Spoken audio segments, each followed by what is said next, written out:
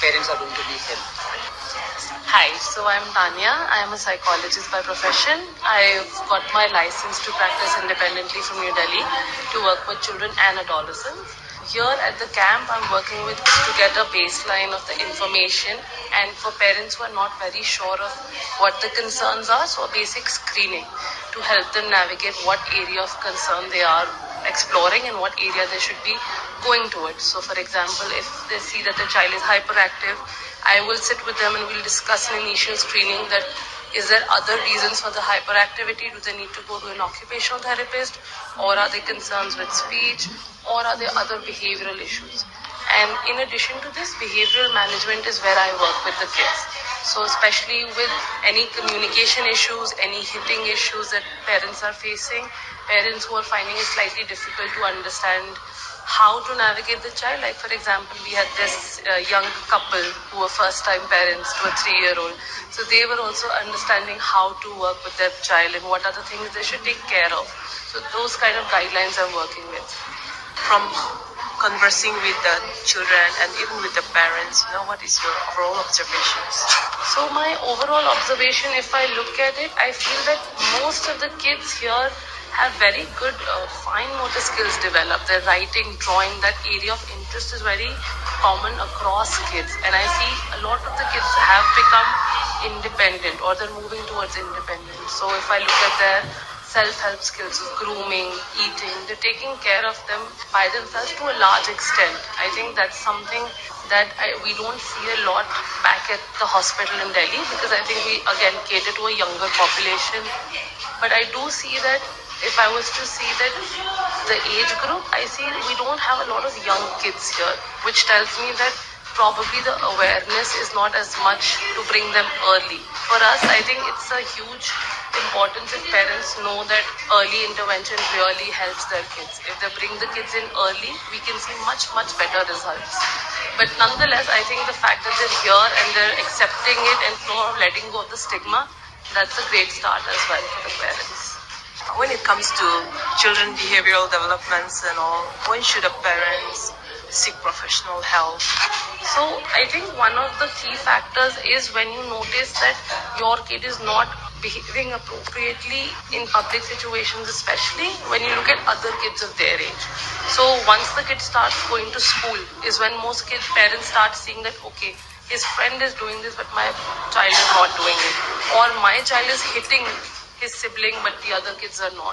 So a good marker always is to see how they're behaving when compared to the other kids. That's when if I look at specific markers, otherwise usually hitting as a form of communication, right? When you want something, you're hitting or you're crying.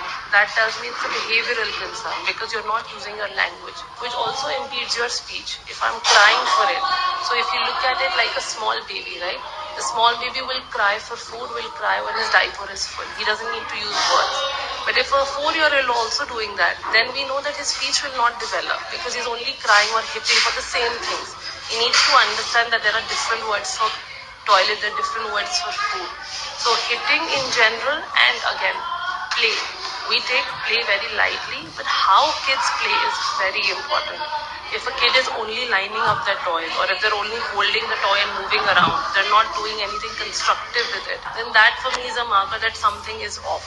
In fact, talking about play, what role does this play helps in children emotional and even the physical development? So play, if you look at it, it's so important that there's a massive research which shows that play grows as you grow older. So if you are looking at a small baby, you'll see that they engage by engaging their senses. So that you'll have little rattle toys or you'll have light toys that help them make sense of the world. And as the child grows up, they start learning through play. So you'll see little girls dressing up like their mother or they try to pretend to cook. That means the child is looking at something and they're learning to imitate it. In terms of emotional development also, winning or losing, kids who don't take losing well, we know that their emotional development is not going appropriately.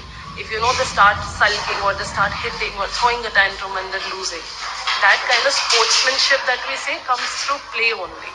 Another thing you spoke about physical. So if a child is only playing indoors, if you look at COVID time, a lot of kids may not be as healthy as pre-COVID and post-COVID because they were all stuck inside. They were only playing indoor games or mobile games, right?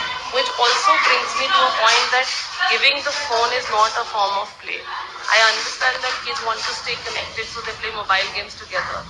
But there is no real connection there. If I am not talking to a person, then I'm not learning how to talk. I'm only looking at the screen, my eye contact is only on the screen, and I am guiding how another person will play. I will never learn problem solving that way. I will never learn interaction that way. So play is very important as you grow up. Thank you so much for your time. If you have any message to the listener.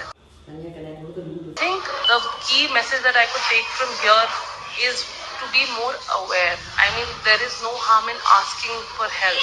Even if you are slightly unsure, it's always better to get professional opinion or just go in and check. Because at this age with children, there is not a lot that is irreversible, and there are no medicines or things that we will give that will harm the child. At this age, any exposure that we give to the child, especially if I speak from what Holy Family is doing here, we do a very play-based intervention. So anything that we do will only help push the development of the child. There is no harm or there are no risks involved. So better than staying put in what will public think, what will the society think, it's you who has to take care of your child and your family. So it's better. The more earlier the help you get, the better the chances are for your family as well.